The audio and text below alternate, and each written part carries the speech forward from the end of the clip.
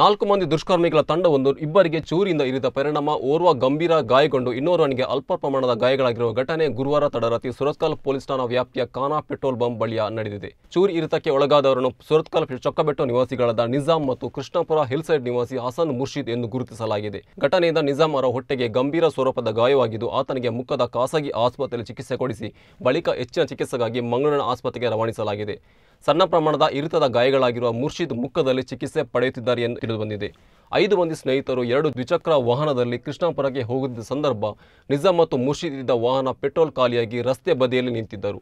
ಇನ್ನೊಂದು ವಾಹನದಲ್ಲಿದ್ದ ಸ್ನೇಹಿತರು petrol ತರಲೆಂದು petrol ಪಂಪ್ಗೆ ಹೋಗಿದ್ದರು. ಈ ವೇಳೆ ಸಮೀಪದ ಬಾರ್ ಬಳಿಯಿಂದ ಅವರಿದ್ದ ಕಡೆಗೆ ಬಂದ 4 ಅಪರಿಚಿತರು ಹನೀಫ್ ಗೊತ್ತಾ ಎಂದು ಪ್ರಶ್ನಿಸಿ ಮಾತು ಆರಂಭಿಸಿದರು ಎನ್ನಲಾಗಿದೆ. ಈ ವೇಳೆ 2 ತಂಡಗಳ ನಡುವೆ ಮಾತಿನ ಚಕಮಕಿ ನಡೆದು ಓರ್ವ ಚೂರಿಯಿಂದ ಇರಿದು ಪರಾರಿಯಾಗಿದ್ದಾನೆ ಎಂದು ಗಾಯಾಳುಗಳು ಮಾಹಿತಿ ನೀಡಿದ್ದಾರೆ. ಘಟನಾ ಸ್ಥಳಕ್ಕೆ ಸುರತ್ಕಲ್ ಪೊಲೀಸ್ ನಿರೀಕ್ಷಕ ಪ್ರಮೋದ್ ಕುಮಾರ್ ಮತ್ತು ಸಿಬ್ಬಂದಿ ಭೇಟಿ ನೀಡಿ ಪರಿಶೀಲನೆ ನಡೆಸಿದ್ದಾರೆ.